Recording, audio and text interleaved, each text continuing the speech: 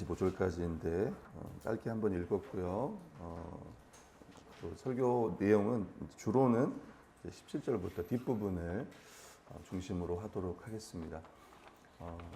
이제 이렇게 설교 준비를 하면 베드로후서 우리가 쭉 한번 살폈지만 베드로후서와 유다서가 아마 신약 성경 중에는 제일 우리 성도들이 아마 보지 않는 또 설교하지 않는 본문이라고 합니다. 또 여기에는 이제 외경 이제 에녹이 일서라고 하는 외경도 있고 뭐 이래서 많이 보지 않는 이제 본문이라고 하는데 실제로 우리가 이렇게 또 설교를 들었지만 참 이 시대 가운데 2000년 전에도 그랬지만 지금 이 시대 가운데서도 특별히 거짓 선생들도 참 많고 또 재림을 소망하지 않는 그런 시대 가운데 참 중요한 말씀이 아닐까 생각이 듭니다.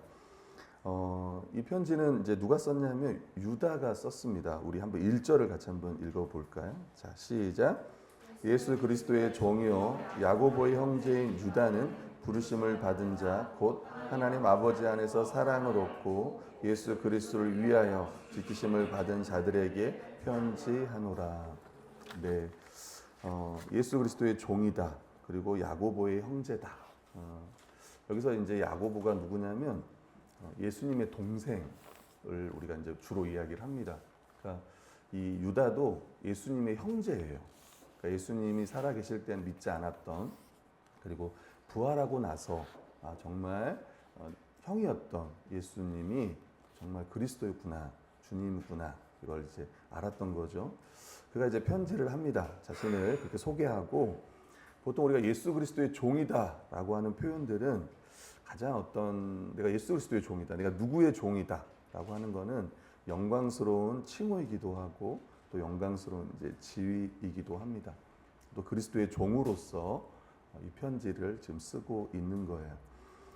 편지를 받는 자들은 이 부름을 받은 자, 부르심을 받은 자, 곧 그러면서 하나님 아버지 안에서 사랑을 얻고 예수 그리스도를 위하여 지키심을 받은 자들이라는 표현을 썼습니다. 하나님의 사랑을 받은 자, 이미 구원받고 또 하나님의 자녀가 된 자들을 이야기하고 있고요. 하나님 아버지께서 사랑하시는 자들, 그리고 여기서 예수 그리스도를 위하여 지키심을 받았다는 표현은 다른 말로 하면 예수님이 지켜주시는 자들이라는 표현입니다. 그러니까 사랑과 보호를 받은 자들, 여전히 거짓 가르침과 여러 가지 고난과 여러 가지 어려움 가운데 있지만 여전히 하나님은 그들을 사랑하고 또 예수 그리스도께서 그들을 눈동자같이 지켜주시고 있다, 보호해 주시고 있다 이렇게 이야기하고요. 2절에는 긍휼과 평강과 사랑이 너희에게 더욱 많을지어다 이렇게 편지를 씁니다. 그리고 이 편지를 쓴 이유에 대해서 3, 4절이 이야기를 하는데 우리 같이 한번 읽어보겠습니다. 시작. 사랑하는 자들아 우리가 일반 편지하려는 생각이 간절하던 차에 성도에게 단변해 주신 믿음의 도를 위하여 힘써 싸우라는 편지로 너희를 고나여야 할 필요를 느꼈느니 이는 가만히 들어온 사람 몇이 있음이라. 그들은 옛적부터 이 판결을 받기로 미리 기록된 자니 경건하지 아니하여 우리 하나님의 홀로 하나이신 주제 곧 우리 주 예수 그리스도를 부인하는 자니라. 아멘. 네, 유다서의 목적을 이렇게 3절에 기록하고 있습니다. 단번에 주신 믿음의 교리를 위하여 힘써 싸우라 이렇게 이야기하고 있습니다.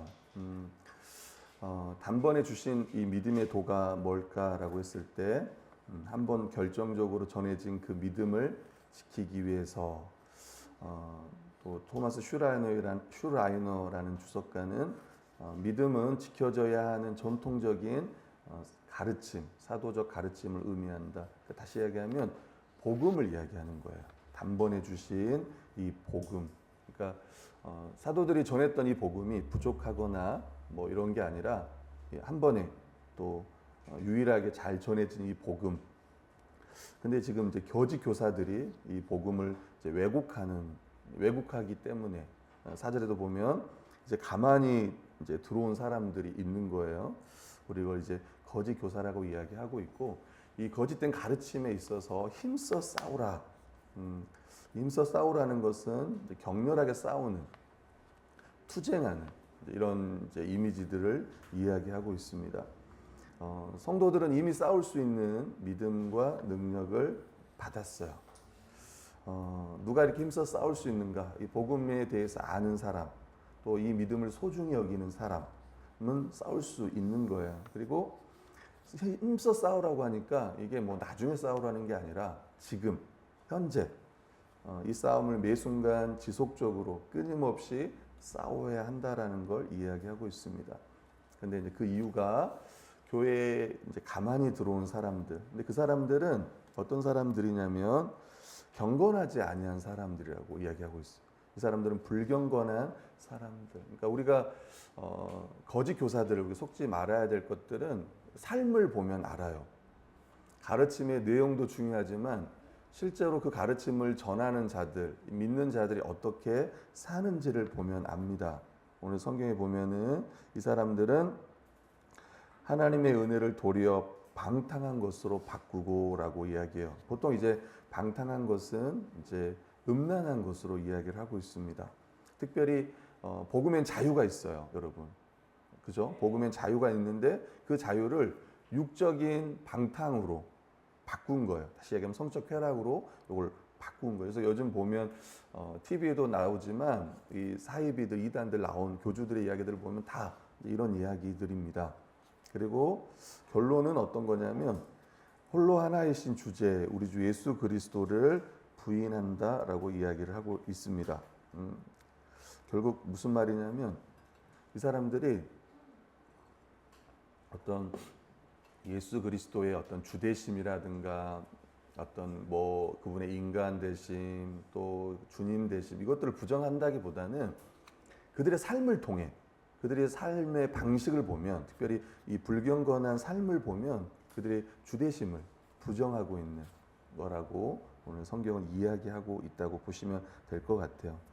그리고 이제 5절부터 16절까지는 우리가 지금까지 베드로후서 특별히 2장을 중심으로 살펴보았던 비슷한 게 참 많이 나와요. 여러분이 이제 보시면 알겠지만 5절부터 16절은 유다는 옛적 가르침을 통해 거짓 교사들의 악한 모습을 보며 하나님께서 그들이 심판할 것들을 예언합니다.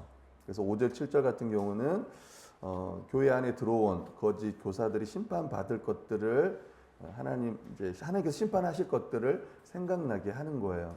좀 내용들을 살펴보면 애굽에서 이스라엘 백성을 구원하셨고 그에 믿지 아니하는 자들을 멸하시는, 또 타락한 천사들을 큰 날의 심판까지 영원한 결박에 흑암에 가두신 것, 또 소돔과 고모라 이런 이야기들을 보면 하나님께서 반드시 심판, 이 불경건에 대해서 심판할 것이다라고 이야기를 하는 거예요. 8절부터 13절까지도 이 거짓 교사들의 악한 모습으로 말미암아 멸망할 것들을 이야기하는데 우리 한번 8절, 9절, 10절 같이 한번 읽어볼게요. 자, 읽겠습니다. 시작. 그러한데 꿈꾸는 이 사람들도 그와 같이 육체를 더럽히며 권위를 업신여기며 영광을 비방하는도다. 천사장 미가엘이 모세의 시체에 관하여 마귀와 다투어 변론할 때에 감히 비방하는 것을 판결을 내리지 못하고 다만 말하되 주께서 너를 꾸짖기를 원하노라 하였거늘 이 사람들은 무엇이든지 그 알지 못하는 것을 비방하는도다. 또 그들은 이성 없는 짐승같이 본능으로 아는 그것을 멸망으로 행하느니라. 예, 이 거짓 교사들은 이 주님의 권위를 업신여기고 또 심지어 천사들을 비방하고 또 이런 이야기를 하는 거예요. 또 알지 못하는 것들을 함부로 비방하는 자기 마음대로 이런 권위들을 무시하고 마음대로 비방하고 그래서 심지어 이성 없는 짐승 같다 이렇게 이야기하고 결국 그들은 멸망당할 거다라고 이야기를 합니다. 11절의 말은 11절에는 계속 이야기해요. 화 있을진저 이 사람들이요. 그러면서 이 사람들이 어떤 사람들이냐면 가인의 길을 행했고 또 싹스를 위하여 발람의 어그러진 길을 몰려갔으며 고라의 폐역을 따라 멸망을 받았도다. 결국 이 거짓 교사들은 이제 자기 배를 채우고 또 더러움으로 결국 이제 멸망될 거다 이런 것들을 이야기를 합니다. 그 나머지를 쭉 보면 교회를 방해하고 또 자기를 위해 가르치고 또 허망한 가르침, 또 죽은 자로서의 열매 없음들, 또 얼마나 이 사람들이 수치가 있을지, 또 그리고 이들이 결국은 이제 멸망당할 것이라는 것들을 쭉 이야기하고 있어요. 여기까지가 우리가 사실은 베드로후서 2장을 보면서 다 살폈던 이제 내용들입니다. 그러니까 이 거짓 교사들이 얼마나 자기만 생각하고 얼마나 교만하고 또 얼마나 이 교회들을 또 무너뜨리고 또 방탐하고 그들의 가르침은 너무 가볍고 이런 것들을 쭉 이제 이야기하는 거예요. 여기까지가 우리가 지난번에 베드로후서 2장 3장에서 살폈던 내용이고 오늘은 17절에서 23절, 25절까지를 좀 중심으로 좀 말씀을 전하도록 하겠습니다. 이어서 17절, 23절은 이 교회가 신앙을 굳건히 지키고 또 거짓 교리에 빠진 형제들을 구원할 것을 여러분 우리 주위에 얼마나 많은 거짓 가르침에 빠진 자들이 있는지 좀 생각해 볼 수 있는데 여러분 신천지만 생각해도 몇 명 정도 될까요? 신천지만 14만 4천이 아니고 제가 알기로는 신천지가 한 30에서 한 40만 될 거예요. 여러분 코로나 전에 예전에 제가 살던 그 개봉동 앞집에 신천지 건물이 있었어요. 저도 처음에는 모르고 저기 기도하러 갈까 이런 생각도 했었는데 바로 앞에 이렇게 정면에 근데 딱 코로나 전에 현수막이 이렇게 여러분 혹시 보신 분들 있을지 모르지만 대형 현수막이 딱 붙어 있었습니다. 신천지가 교육을 하잖아요. 몇 명이 수료했냐고 적혀 있었냐면 그 해에 10만 몇 명이 수료를 했어요. 딱 붙었는데 그때 여러분도 알다시피 코로나가 터지면서 대구 쪽에서 많은 사람들이 코로나에 걸리면서 전파되면서 그 현수막이 이제 뜯겼죠. 이제 본인들이 뜯은 거죠. 왜냐하면 다 정체가 드러났으니까. 뭐 지금도 약간 신천지가 좀 어려움을 당하긴 하지만 근데 정말 한 3, 40만 명이 신천지에 빠져 있고 또 저를 가르쳤던 어렸을 때 주일학교 선생님도 신천지에 빠져 있습니다. 지금도 이제 가끔 연락이 오기도 해요.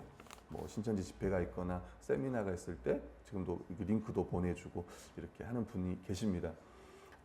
여러분 이제 이런 사람들, 이런 잘못된 가르침에 빠진 자들을 우리가 어떻게 좀 최선을 다해서 이 사람들을 좀 구원내려고 좀 우리도 좀 노력이 필요한 것 같아요. 어떤 사람들은 끄집어내기 어려운 사람도 있겠지만 또 실제로 이 사람들은 내 가족이고 한다면 우리가 끄집어내려고 애를 써야 됩니다. 신천지만 있는 게 아니에요. 또 여호와의 증인도 있고 또 하나님의 교회도 있고 또 기독교 안에도 또 잘못된 종말론에 빠진 교회들도 있고 많이 있어요. 우리가 거기에 빠진 성도들을 그냥 내버려 둘 것인가? 아니다. 그들을 구원할 것들을 오늘 성경은 권면하고 있다. 좀 생각하시면 되고요. 17절, 19절에 보면은 여기 말씀에 보면 17절, 19절 한번 읽어볼까요? 자, 시작. 사랑하는 자들아, 너희가 우리 주 예수 그리스도의 사도들이 미리 한 말을 기억하라. 그들이 너희에게 말하기를 마지막 때 자기의 경건하지 않는 정욕대로 행하며 조롱하는 자들이 있으리라 하였나니. 네, 여기까지 한번 보면 19절까지 볼까요? 시작. 이 사람들은 분열을 일으키는 자, 육에 속한 자며 성령이 없는 자니라. 네, 여러분 이제 16절, 15절, 16절까지 보면은 이제 앞의 내용들은 이 거짓 교사들이 어떤 존재고 그들의 가르침이 어떤 것이고, 근데 결국은 이제 심판을 받을 거다가 이제 핵심이에요. 하나님께서 그들을 반드시 심판할 거다. 옛날에도 그랬고 또 그 심판 예비되어 있다. 이야기하면서 결국 이 사람들이 어떤 자들이냐라고 이야기를 합니다. 결국은 이들은 경건하지 않는 자들이고 이제 성령이 없는 자들이다라고 오늘 성경을 이야기하고 이미 이들이 이런 자들이 나타날 것을 하나님은 이제 미리 예언을 했다라고 이야기를 하는 거예요. 17, 18절에 사도들은 교회에게 마지막 때 교회의 교리를 조롱하는 거짓 교사들이 나타날 것을 예언했다. 그게 이제 베드로서 3장 2절 4절에 보면 3절에 보면 말세에 조롱하는 자들이 와서 자기의 정욕을 따라 행하며 조롱한다. 그러면서 그 조롱의 내용에 주께서 강림하신다는 약속이 어디 있느냐? 조상들이 잔으로부터 만물이 창조 때와 같이 그냥 있다. 그러니까 그때 그런 거예요. 이미 성경은 사도들이 예언한 거예요. 마지막 때에 이런 자들이 올 거다. 심지어 재림을 부정하는 자들이 올 거다. 이렇게 이야기를 하는 거예요. 그러면서 어떻게 교회가 이런 사람들, 이런 잘못된 이 가르침으로부터 지킬 수 있는가? 믿음의 도를 힘써 지킬 수 있는가? 그 핵심이 20에서 21절입니다. 한번 읽어볼게요. 자, 시작. 사랑하는 자들아, 너희는 지극히 거룩한 믿음 위에 자신을 세우며 성령으로 기도하며 하나님의 사랑 안에서 자신을 지키며 영생에 이르도록 우리 주 예수 그리스도의 아멘.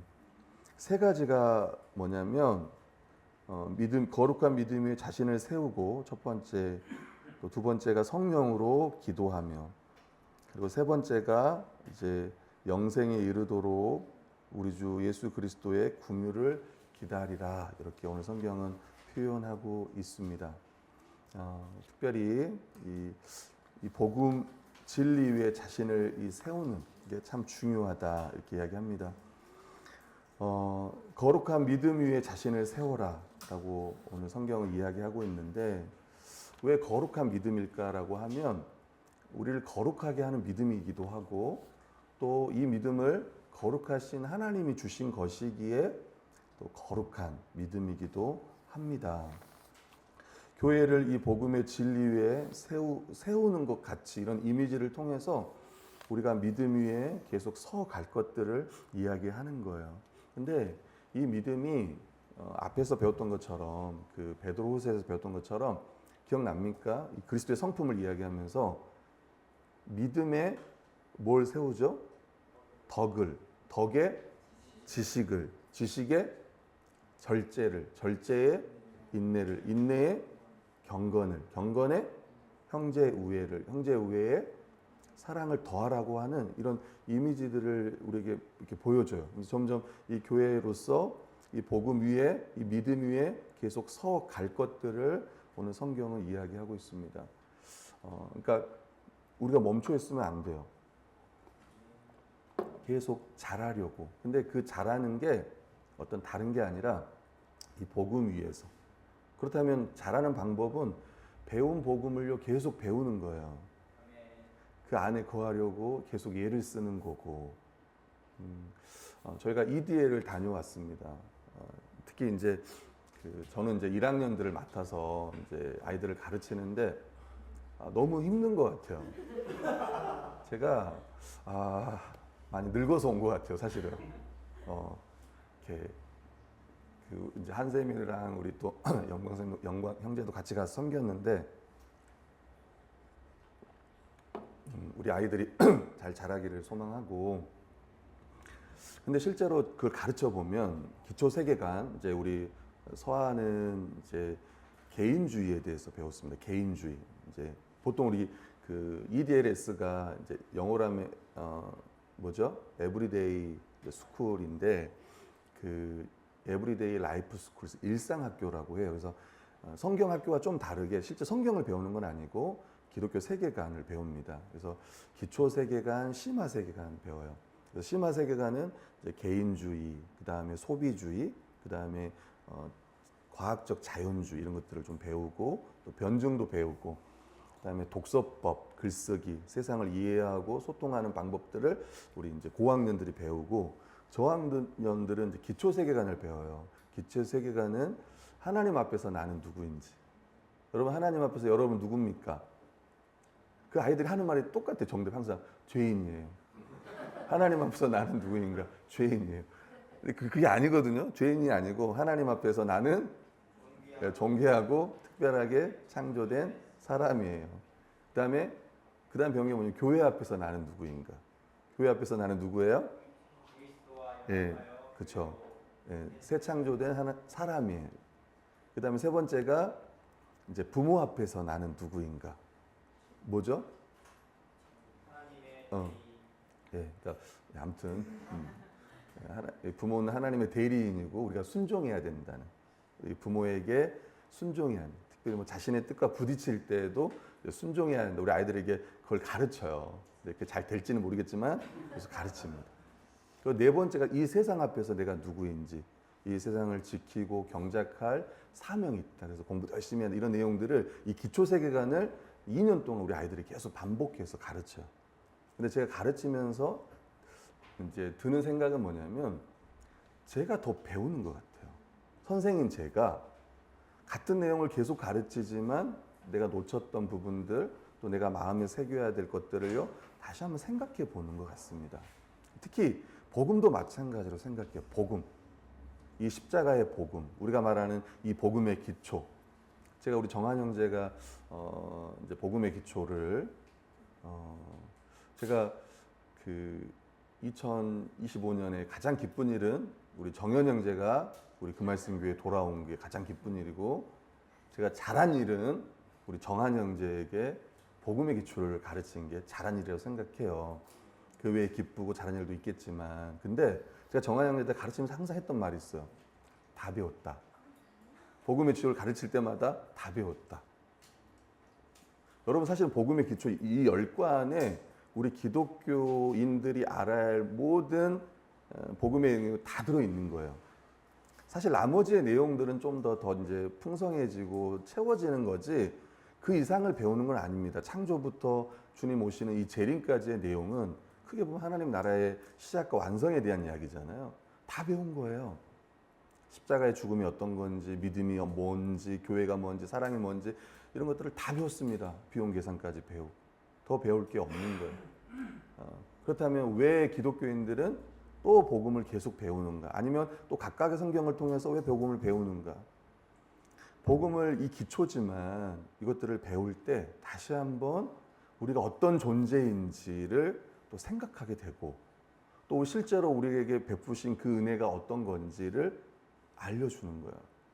그래서 베드로도 계속 반복합니다. 앞에 보면 되겠지만 앞에서 내가 또 너희에게 말한다. 예수님의 재림에 대해서 또 말한다. 나 죽을 날이 가까웠지만 또 말한다. 사도 바울도 뭐라고요? 고린전서 15장에 보면 다시 너희에게 알게 하려고 한다. 그럼 어떻게 돼요? 너희가 반드시 구원을 받을 거다라고 이야기해요. 참된 믿음 위에 너희 자신을 세우게 될 거다라고 이야기해요. 그래서 다른 교회들은 다시 복음의 기초를 또 배우기도 합니다. 복음의 기초를 여러 번 배웠지만 또 배우고 또 배우고. 두 번째가 뭐냐면 이제 성령으로 기도하는 거예요. 우리가 이제 다음 주부터 아침에 기도회를 하려고 합니다. 그래서 사랑하는 성도 여러분들이 같이 특별히 이렇게 같이 기도할 때는 좀 같이 마음을 모아서 또 같이 기도했으면 해요. 아침에 우리가 6시부터 한 30분 정도 같이 기도회 시간을 가지려고 한 주 동안 줌으로 가지려고 합니다. 그래서 여러분들 오셔서 또 같이 이렇게 기도하시면 참 좋을 것 같아요. 여러분 거짓 교사들은 오늘 성경에 보면 이 사람들은 19절에 보면 육에 속한 자고 성령이 없다고 했습니다. 여러분 성령이 없는 교사들, 이 사람들은요 성령으로 기도할 수가 없어요. 성령을 의지하고 또 성령이 인도하심 따라 기도할 수가 없어요. 여러분 저는 우리가 항상 그러지만 성경을 염려하지 말라. 염려하기 전에 뭐 하라 그래요? 기도하라고 이야기해요. 염려할 수 있는 사람들은 기도할 수 있는 거예요. 아멘인가요? 제가 항상 설교를 했지만 이야기를 드렸지만 여러분 이게 염려라고 생각해 보세요. 이거는 사실은 가벼운 겁니다. 그러나 이 가벼운 것도 있잖아요. 우리 중에 이거를 1시간 동안 이렇게 들고 있는 사람이 있을 수 있을까요? 그렇게? 예, 똑똑한 사람은 물을 다 마시겠죠. 일단 물을 마시고 들고 있을 겁니다. 근데 사실 우리가 생각하는 염려는 이것보다 더 무거운 거예요. 정말 이 정도의 물이 아니라 정말 무거운 거를 몇 달 동안 아니 몇 년 동안 들고 있는 사람이 있어요. 우리 중에 염려 없는 사람이 있을까요? 모르겠어요. 저는 우리 교회에 한 2명 정도 있을까? 네, 결이랑 하민이 정도 있지 않나. 이미 서아 로아도 염려가 있을 거라 저는. 아니요. 잘못 말했습니다. 하늘이가 있었습니다. 이들은 이제 무엇을 먹을까만 염려하지 않을까 이런 생각이. 다른 염려는 없을 거예요. 무엇을 먹을까 이 정도 염려를 하고 있을 거예요. 염려 없는 사람 없어요. 다 염려가 있습니다. 그렇다면 우리가 하나님 앞에 함께 기도하는 거야. 여러분, 이 거짓된 가르침으로부터 또 좀 더 다르게 이야기하면 우리가 하나님의 사랑 안에 거하는 방법, 진리 안에 거하고 계속 깨어서 성령 안에서 우리가 기도하는 거예요. 성령 안에서 기도한다는 거는, 성령을 따라 기도한다는 거는 어떤 내 욕심을 따라 구하는 게 아니라 그 기도하는 가운데 성령께서 우리 인도해 가실 거예요. 그런 마음을 버리게 할, 잘못된 마음들을 교정시켜 줄 거고, 또 우리가 더 힘써야 될 것들을 또 알게 해 주실 거고, 더 우리가 붙잡아야 될 진리가 무엇인지도 우리에게 확실하게 보여주실 겁니다. 그래서 깨어서 기도하는 것이 참 중요하다. 오늘 유다는 우리에게 이야기하고 있습니다. 그리고 세 번째는 이제 뭘 이야기하냐면 예수 그리스도의 재림을 이제 기다리라 이렇게 이야기를 하는데, 궁유를 기다리라. 특별히 지금 이 유다가 쓴 편지를 받는 사람들의 상황이 참 어려운 거예요. 많은 유혹도 있고, 또 많은 괴롭힘도 있고, 많은 비방도 있고, 또 비진리를 막 이야기하는 가운데, 그런 가운데 영생에 이르도록 예수 그리스도의 다시 오심을 기다리라 이렇게 오늘 성경은 이야기하고 있습니다. 우리가 사랑 안에 거하는 방법, 또 잘못된 가르침으로 우리 자신을 보호하는 방법이 오늘 3가지 이야기하고 있어요. 믿음 위에 자신을 세울 것, 또 기도할 것, 그 다음에 예수 그리스도의 재림을 기다릴 것, 이렇게 이야기를 하고 있습니다. 그리고 23절에는 진리를 따르지 않는 자들, 그들을 돌이킬 수 있도록 도와줘라 라고 이야기해요. 의심하는 자들을 궁일이 여겨라. 의심으로 흔들리는 자들, 잘못된 교리를 가르치는 그들로 인해서 막 이렇게 흔들리는 자들을 붙잡아줘라 라고 이야기해요. 또 심각한 자들, 불에서 끌어내어 구원하라 라고 이야기해요. 이제 불 속에 떨어진 자, 완전히 잘못된 가르침에 완전히 사로잡히기 직전에 그들을 건져내라 이렇게 이야기를 하고 있습니다. 그리고 어떤 자를 그 육체로 더럽힌 옷까지도 미워하되 두려움으로 궁일이 여겨라. 잘못된 교리를 따라 행하는 것에 대해서 또 우리가 두려움을 가지고 그들을 도와야 될 것이다 라고 이야기를 합니다. 무슨 이야기냐면 여기서 왜 두려움이라는 표현을 썼냐면, 자칫하면 우리가 그 사람들을 도와주러 가다가 그 잘못된 이 가르침에 미혹될 수 있기 때문에, 그것들은 다 하나님 심판하는 거잖아요. 이런 잘못된 가르침들, 육체의 방탕함을 조장하는 이런 가르침들은 하나님께서 심판하시기 때문에 두려워하면서 유혹될 수 있기 때문에 두려워하면서 그들을 긍휼히 여기는 게 필요한 거예요. 그리고 24절, 25절에는 이제 마지막으로 하나님께서 그리스도를 통해 교회를 지켜주실 것을 이제 마지막으로 인사하고 있습니다. 우리 이제 묵상과 적용 한번 같이 해보겠습니다. 우리 첫 번째 같이 한번 읽어보겠습니다. 읽겠습니다. 시작. 성도는 하나님의 거룩한 백성으로서 불경건의 유혹. 다시 한번 우리는 하나님의 부르심을 받은 거룩한 백성이다. 하나님을 닮아야 하는 그런 거룩한 삶을 살아야 한다. 이번에 우리가 이제 그 EDLS 때 했던 게 뭐였냐면 데칼코마니를 했습니다, 여러분. 데칼코마니가 어떤 건지 아시죠? 반을 접어가지고 여기다가 하나님 쓰고, 그다음에 자기 이름을 쓰고, 여기다가 하나님의 성품을 이제 물감으로 이렇게 막 칠해요. 그래가지고 이렇게 덮어가지고 이렇게 딱 피는 거예요. 그래서 아이들에게 알려주고 싶었던 건 뭐였냐면, 하나님의 성품과 나의 성품이 같다라는 거를 이제 이런 데칼코마니를 통해서, 활동을 통해서 알려주기를 원했던 거예요. 여러분, 이제 성경은 하나님은 거룩한 자이기에 너희도 거룩한 삶을 살라고 우리에게 이야기를 하고 있습니다. 근데 자칫 이제 거짓 교사들을 통해서 불경건으로 나가는 거예요. 또 불순종으로 나가는 거예요.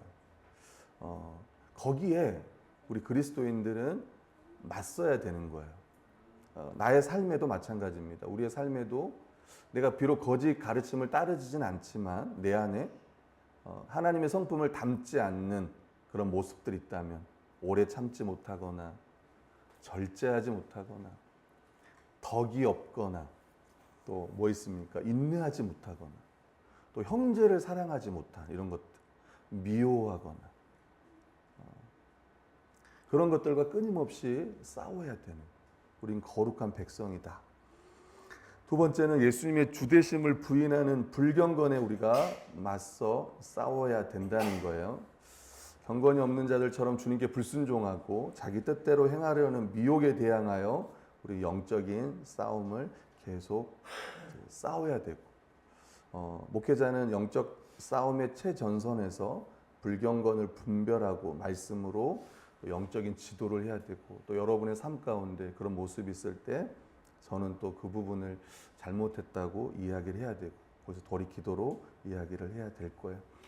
여러분, 이제 가만히 들어온 우리 교회 안에도 이 가만히 들어온 이런 이제 우리를 미혹하는 이런 것들이 있을 거예요.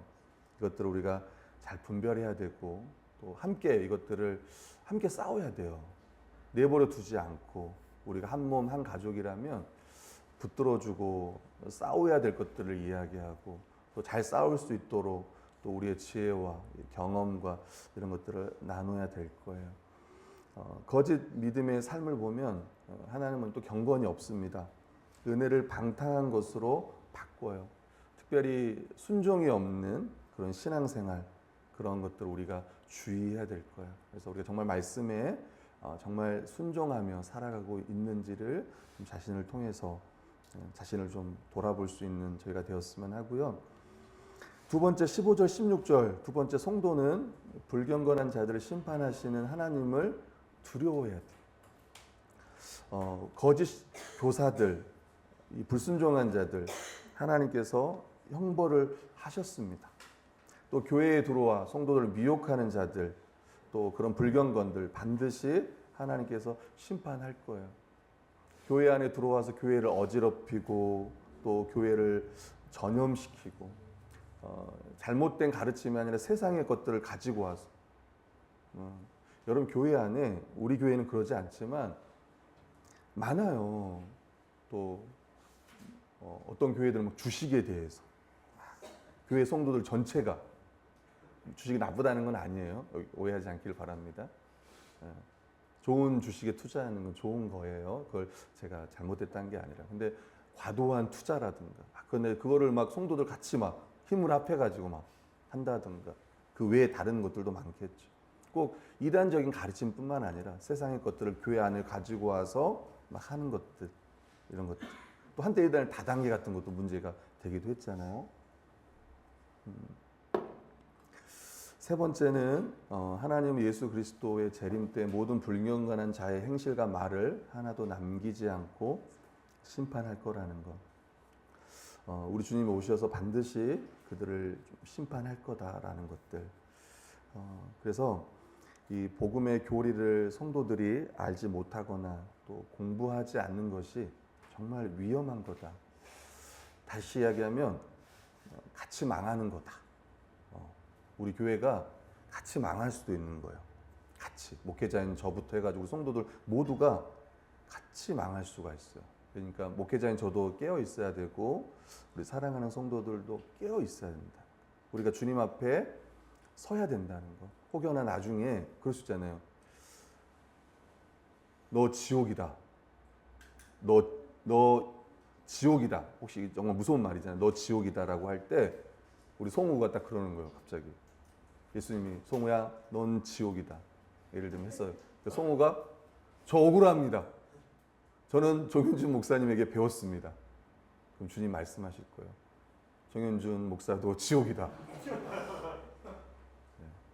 그러니까 나중에 핑계 댈 수 없는 거잖아요. 그죠? 저도 정말 잘 가르쳐야 되고, 여러분들도 잘 배워야 되고, 잘 깨어 있어야 한다. 주님께서 반드시 심판하신다라는 것들을 우리가 기억합시다. 세 번째는 삼위 하나님의 도우심을 의지하여 이 경건이 있는 이 믿음, 이 거룩한 믿음을요 잘 지켜야 된다는 거예요. 하나님이 주신 말씀을 기억하고 불경건한 자들이 등장할 것들, 또 이들의 유혹을 이상하게 여기지 말고 잘 분별하라.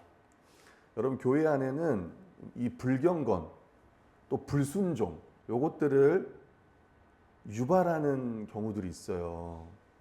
자꾸 아니거든요. 실제로 저는 사랑하는 성도님들이, 또 우리 아이들도 마찬가지지만 순종하는 것이 하나님이 기뻐하시는 거라는 것들을 좀 기억하고, 제가 항상 얘기하지만 여러분, 좋을 때 순종하는 거는 어렵지 않습니다. 부모님한테도 그러잖아요, 여러분. 내가 좋아하는 거, 내가 좋다고 생각하는 거, 부모님이 순종하라고 할 때는 어렵지 않아요. 근데 순종하기 어려울 때, 내 뜻과 부딪힐 때, 그때 순종하라고 할 때 순종하는 것이 진짜 순종이에요. 말씀을 기준으로 이야기를 할 때 지금 말하는 거예요. 지금 좋을 때 이야기하는 거예요. 나중에 상황이 어려워질 때, 그때 하나님 말씀으로 권면할 때 순종하지 않는 거는 주님께 순종하지 않는 거예요.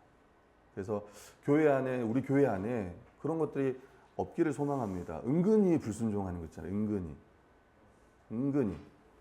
은근히 자기 마음대로 하는 거. 그런 건 아니에요.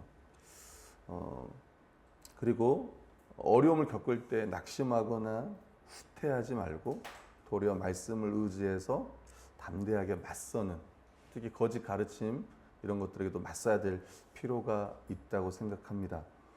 두 번째는 성도는 성령님께 경건하게 살아갈 수 있는 믿음을 능력을 주실 것들, 경건하게 살아가는 능력을 주실 것을 믿음으로 구하고 기도해야 돼요. 오늘 성경 아까 제가 말했던 것처럼 이 믿음의 도를 위하여 힘써 싸우는 것, 다시 이야기하면 이 하나님의 사랑 안에 거하는 방법을 이야기하는 거예요. 이 복음에 대해서 우리가 계속 배우고 또 그 안에서 계속 성장할 때 우리가 하나님의 사랑 안에 계속 머물 수 있다는 거예요. 이 믿음에 대한 이해가 깊어질수록, 성경에 대한 지식, 복음에 대한 지식이 더 많아질수록 우리는 하나님의 사랑을 더 많이 경험할 거예요. 또 뿐만 아니라 하나님의 사랑 안에 거하는 두 번째 방법은 성령으로 계속 기도하는 거예요. 여러분, 성령께서 우리의 마음과 생각을 변화시켜 주시고 우리의 믿음이 더 확고하게, 또 진리 위에 더 굳게 세워지기를, 또 그렇게 인도해 주시기를 함께 기도하기를 원합니다. 아멘. 근데 우리 모두가 옆 사람이 말씀 안에 거할 수 있도록, 또 기도할 수 있도록, 또 서로를 도와주기를 소망해요. 그리고 그 가운데 또 재림을 소망하기까지. 우리 사랑하는 성도들 중에 그런 성도들이 나오기를 소망해요. 정말 재림을 소망하는 성도들. 아직까지는 많이 못 본 것 같아요. 아직까지는. 네, 제가 아직까지는 많이 못 본 것 같아요. 우리 교회 안에서. 그런 성도가 보여지길 원하고, 그리고 제가 예전에 존경했던 목사님 한 분이 계셨는데 예수님의 재림이 소망이 안 되는 거예요. 그래서 그분은 어떻게 했냐면 버스가 올 때마다 그런 생각을 했대요. 우리 주님이 오시겠지. 뭘 기다리면서 우리 주님이 오시겠지, 이런 생각을 했대요. 여러분들이 기다리는 분은 누구죠? 네. 네. 우리 중에는 택배 아저씨가 많습니다. 우리 결이도 항상 기다려요. 택배 아저씨. 또는 배달맨들을 막 기다리고 있어요. 쿠팡이라든가 배민이라든가 이런 분들이 오는 걸 우리가 기다리고, 그때도 우스갯소리지만 한번 이야기하는 거, 기다리는 거예요. 주님을 기다려보고, 특히 내게 많은 힘든 일이 올 때, 아까 우리 찬양에도 불렀던 것처럼 오직 예수 그리스도만이 우리의 참된 소망이 되기를 원하면서 그렇게 주님 오심을 같이 더 기다려보기를 원합니다. 세 번째는요, 성도는 의심하는 자를 궁휼히 여기고 예수 그리스도 십자가 복음과 참된 믿음을 전하여 구원을 얻도록 힘써야 한다. 특별히 거짓된 가르침에 빠진 우리 가족들이 또 우리 가운데 있을 수도 있고요. 또 주변의 지인들이 또 그럴 수도 있고요. 또 심지어 우리가 사랑하는 가족들 중에 아직도 복음을 모르는 자들이 있습니다. 그들을 긍휼히 여기면서 또 그들에게 복음을 전하도록 힘써야 될 것이고요. 마지막 네 번째는 우리가 항상 기억해야 될 거는 영원토록 교회를 지키시고 끝까지 인도하실 삼위 하나님께 찬양을 드리고 그 통치에 순종하며 살아가야 돼요. 사실 우리 교회가 막 그렇게 뭐 엄청난 막 거짓된 가르침들이 막 교회 안에서 막 그러지 않잖아요. 근데 또 어떤 교회에서는 또 어떤 나라에서는 여전히 이런 어려움들을 당하는 분들이 참 많습니다. 이 당시 2000년 당시엔 더 그랬고 또 앞으로 어떻게 될지 모르겠지만 더 쉽지는 않을 것 같습니다. 우리 아이들 세대 때는 이 믿음을 지키고 살아가는 게 더 어렵지 않을까 생각이 들어요. 그럼에도 불구하고 우리가 소망해야 될 건 뭐냐면 우리 주님께서 교회를 보호하신다는 거예요. 아멘. 요한일서 5장 18절에 보면 이렇게 표현합니다. 하나님께로부터 난 자는 다 범죄하지 아니하는 줄 우리가 아노라. 하나님께로부터 나신 자가 그를 지키심에. 하나님께로부터 나신 자가 그를 지키심에, 그리스도가 그를 지키심에 악한 자가 그를 만지지도 못하리라.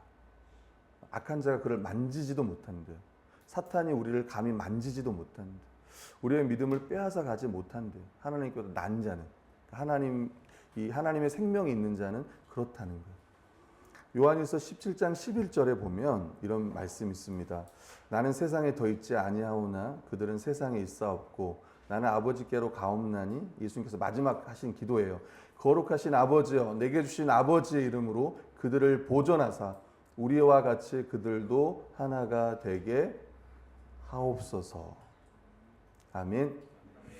결국 하나님께서 교회를 어떻게 지키시나, 우리를 지키시나 봤더니 결국은 하나됨으로 지키시더라고요.